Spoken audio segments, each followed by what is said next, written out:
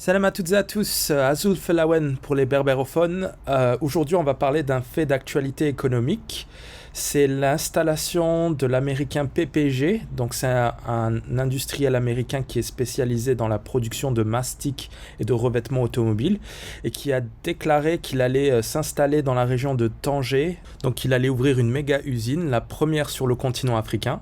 Donc, le groupe américain ambitionne au Maroc d'alimenter les usines Renault de Tanger et de Casablanca en revêtements automobiles. Le CIO a déclaré que le démarrage de cette installation est une étape importante dans l'approvisionnement local des constructeurs automobiles d'équipements d'origine au Maroc. Et donc ça fait partie de la stratégie du royaume de substitution des importations via l'augmentation de l'intégration des constructeurs automobiles sur le territoire. À terme, le Maroc voudrait que les constructeurs automobiles présents sur le territoire aient un taux d'intégration de plus de 80%. C'est-à-dire que 80% des composants des voitures de Renault et Peugeot devront à terme être produits sur le territoire marocain. Une fois que le Maroc aura atteint ce niveau de 80% du taux d'intégration, il aura atteint le niveau qui se fait en Europe. En fait, en moyenne, en Europe, le taux d'intégration est de 80%. On ne pourra jamais avoir un taux d'intégration de 100%. Produire 100% des pièces est impossible. Il y aura toujours des composants électroniques très sophistiqués qui devront être importés d'Asie, notamment de Taïwan. Je pense aux puces électroniques, etc. Donc le Maroc est dans la bonne voie. Le secteur automobile est un moteur de l'économie marocaine, ce qui est une très bonne chose pour le pays. Ça montre la dynamique du pays. Un récent article a montré que le Maroc était en passe de devenir aussi compétitif que la Chine et l'Inde et peut-être devenir le marché le plus compétitif pour les constructeurs automobiles dans un avenir très proche. Donc ça, c'est une bonne nouvelle parce que ça veut dire que ça va attirer éventuellement d'autres constructeurs dans un avenir très proche, des constructeurs européens, mais peut-être aussi asiatiques, qui sait. Donc les perspectives de croissance sont très très prometteuses dans ce secteur. Hormis cela, il n'y a pas eu énormément d'actualités concernant l'économie malheureusement ces temps-ci. On a eu le Covid, les feux de forêt, il y a eu la brouille entre le Maroc et l'Algérie, avec l'attitude de l'Algérie, l'attitude des psychopathes, encore une fois le régime qui accuse le Maroc à tort et à travers. Et donc ça a mobilisé justement l'attention des médias, ce qui est assez agaçant parce que ça montre qu'on n'arrivera jamais à se débarrasser d'eux, quoi.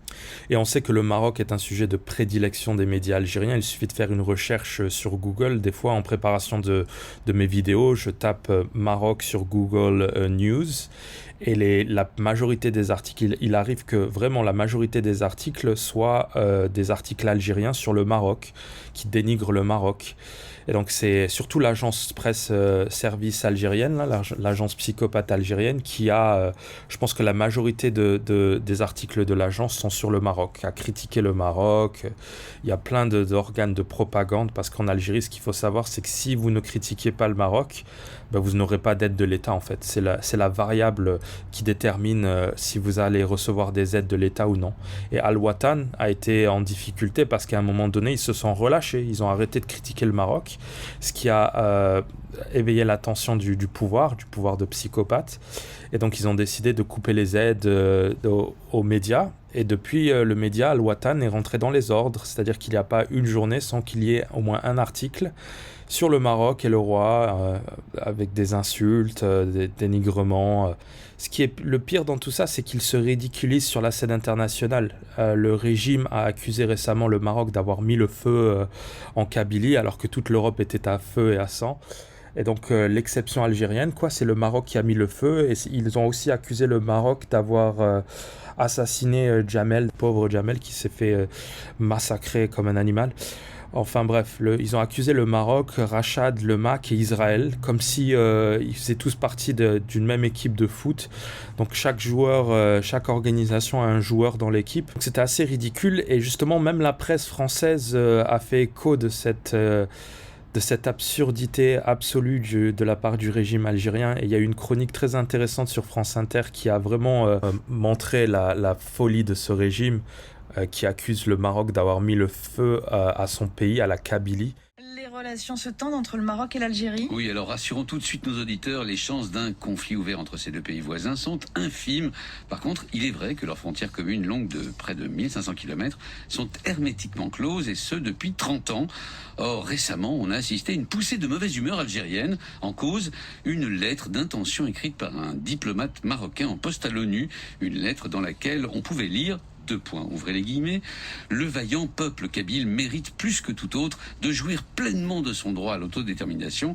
Bref, une provocation marocaine en bonne et due forme. Depuis, le ton est même encore monté. Mais qu'est-ce qu'on reproche, ou plutôt qu'est-ce que reproche l'Algérie au Maroc cette fois? Eh bien, écoutez bien, d'être derrière les incendies qui ont fait plus de 90 morts en Kabylie au début du mois, ça paraît d'autant plus fou que la première chose qui vient à l'esprit est la suivante: il est parfaitement absurde que le Maroc soutienne l'irrédentisme kabyle d'un côté et en même temps soit derrière les incendies meurtriers en Kabylie justement.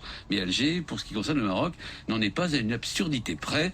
Et pour faire comme qui dirait bonne mesure, et le gouvernement algérien, réuni hier en haut conseil de sécurité autour du président Tebboune, accuse aussi l'entité sioniste, c'est-à-dire Israël et donc le Mossad. En fait, l'Algérie n'a toujours pas avalé la reconnaissance de la souveraineté marocaine sur le Sahara occidental, et ce par les États-Unis fin 2020, et celle simultanée d'Israël par le Maroc fin 2020 donc, d'autant plus que l'administration Biden semble avoir suivi le même chemin. Et on en arrive à ce que le Maroc, on accuse le Maroc d'incendie meurtrier en plein cœur de l'Algérie. J'y arrive. Hein.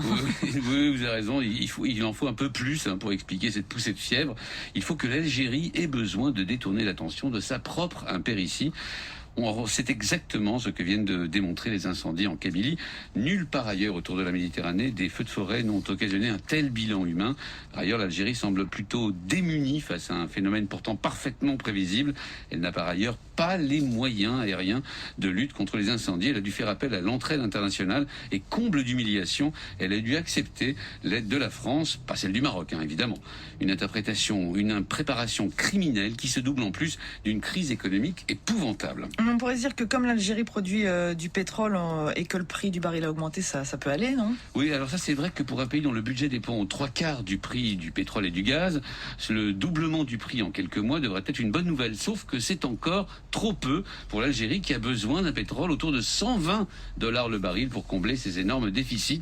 En plus, le pays est en pleine crise sanitaire à cause de la Covid-19 et n'a vacciné qu'à peine 2% de sa population. Le tout en comptant sur le vaccin chinois Sinovac, dont on sait pourtant qu'il stimule 10 fois moins la production d'anticorps que le Pfizer, par exemple. Comble de l'humiliation, le pays qui en Afrique a le plus vacciné est, je vous le donne en mille, le Maroc, avec un tiers de sa population immunisée. Ça en est trop pour Alger, qui a donc recours à la bonne vieille recette suivante: lorsque tout va mal, toujours accuser le voisin, surtout si c'est le Maroc.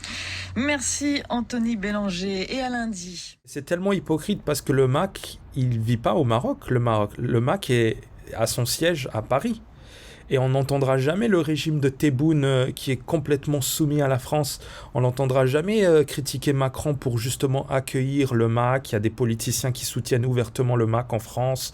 Le MAC reçoit des aides du gouvernement des territoires français. En tant qu'association, ils ont des ristournes au niveau des impôts. Ils reçoivent des dons des associations humanitaires, des associations de défense des droits de l'homme. Et donc c'est une organisation qui est basée en France et qui reçoit tous ces dons en France et qui paie des impôts en France. Mais vous entendrez jamais Tebboune parler de la France, parler de Macron. Macron est un ami de l'Algérie, il nous a sorti il y a quelques temps. Donc le Tebboune, il va attaquer le Maroc pour une déclaration d'un diplomate en réaction à une agression du ministre des Affaires étrangères. Mais il va se taire face à la France. Et c'est le même schéma. Il y a quelques temps, le ministre des Affaires étrangères israélien est venu au Maroc. Il a fait une déclaration en disant que le rapprochement entre l'Iran et l'Algérie était assez inquiétant ces temps-ci. Et c'est vrai, le ministre des Affaires étrangères s'est déplacé en Iran. Il a rencontré le régime iranien. Et donc, ils ont discuté de je ne sais quoi, peut-être de la cause sahraoui, qui sait. Donc le ministre des Affaires israélien a dit que c'était inquiétant ce rapprochement soudain. Et la réaction du côté algérien, ça a été une réaction de lâche, c'est-à-dire qu'ils n'ont pas dit ils n'ont pas attaqué frontalement Israël, ils ont attaqué le Maroc en disant que le Maroc était en train de pousser Israël vers des chemins tortueux. En plus, ils ont employé un discours qui est très très politiquement correct. Encore une fois, c'est un discours de lâche. Ils iront jamais jusqu'à dire que Israël est un ennemi qu'il faut abattre. Ils te parlent de la cause palestinienne, mais ne font rien. Ils te disent oh, on est avec les Palestiniens, mais quand il s'agit d'aller faire la guerre à Israël, il n'y a plus personne. Est-ce que l'Algérie serait prête à faire la guerre à Israël, par exemple?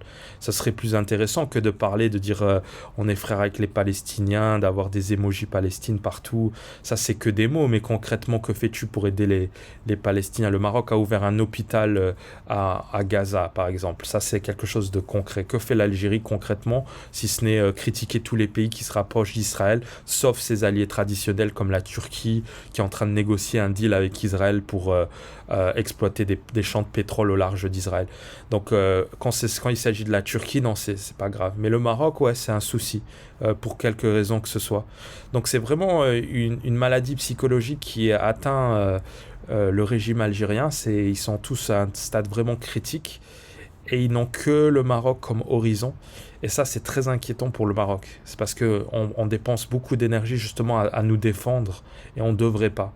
Mais en même temps, on se doit de se défendre face à ces agressions incessantes. Donc c'est vraiment un problème pour le Maroc. Et je pense que l'Algérie restera un problème pendant très longtemps, malheureusement, parce que ce régime est là pour durer.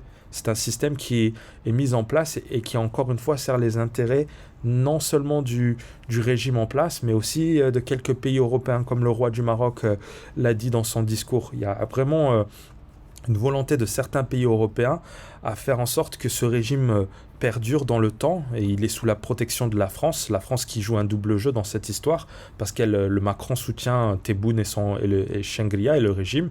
En même temps, il essaye de se rapprocher du Maroc parce qu'il y a des intérêts économiques, parce que le Maroc il est considéré souvent comme le Mexique de l'Union européenne, notamment grâce au système libéral qui fait que c'est un pays très très très avantageux pour les entreprises étrangères, pour qu'elles s'installent et deviennent compétitives face à la Chine notamment. Et donc, il y a cette duplicité qui est toxique et qui fait que c'est une division qui n'aide que les pays européens, en fait. C'est une division qui profite qu'aux pays européens. Donc voilà, c'était juste une petite vidéo pour vous dire qu'il n'y a pas vraiment de fait d'actualité économique, car c'est ma spécialité. Et la raison pour cela, c'est justement l'actualité récente avec l'Algérie qui devient incontrôlable, et les feux de forêt, et le variant Delta, et ça prend beaucoup de temps, donc il n'y a pas vraiment de fait d'actualité économique. Je voulais aussi vous parler de la pétition, donc on est à 17 000. 17 000 signatures, c'est très bien, mais c'est pas assez. Donc ce que j'ai fait, c'est que j'ai envoyé des emails à plusieurs rédactions de médias marocains. Je leur ai envoyé des emails en leur disant voilà, il y a une pétition qui est en cours, est-ce que vous pouvez faire un article dessus justement pour lui donner plus de visibilité? Donc on va voir ce qu'ils répondent, on va voir s'ils me répondent, et si vous voyez un article sur la pétition dans les prochaines semaines, ça voudra dire que ça a marché. Et s'il n'y a rien, ça veut dire que soit ils n'ont pas lu mon email, soit ils en ont rien à foutre que le Sahara soit séparé du reste du Maroc sur les cartes de Google, Apple et Microsoft. En tout cas, c'est tout pour aujourd'hui, je vous dis à la prochaine pour une autre vidéo.